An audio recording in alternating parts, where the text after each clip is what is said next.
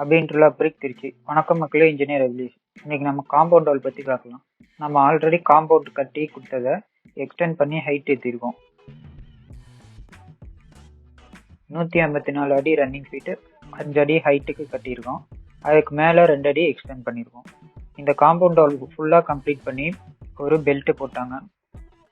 And height increase பண்ணுறதுக்காக மண் அடித்து, அப்புறம் காம்பவுண்ட் வால் ஹைட்டு பத்தலைன்னு சொல்லி நம்மளை மறுபடியும் கொஞ்சம் மாதத்துக்கு அப்புறம் கான்டாக்ட் பண்ணி நம்மகிட்ட சொல்லி எக்ஸ்டெண்ட் பண்ணி கொடுத்துருக்கோம். இந்த பிரிக்ஸ் அடுக்கி இருக்கிறதுக்கு நடுவில் பில்லர் இருக்க இடத்துல கேப் விட்டுருக்கோம்.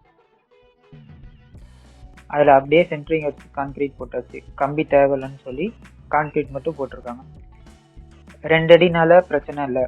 ஹைட் அதிகமாக இருந்தால் இந்த மெத்தட் பண்ணக்கூடாது.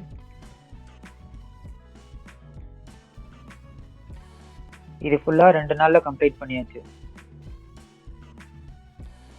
இதே மாதிரி காம்பவுண்ட் வால் உங்களுக்கும் பண்ணணும்னா கீழே இருக்க நம்பரை கான்டாக்ட் பண்ணுங்க.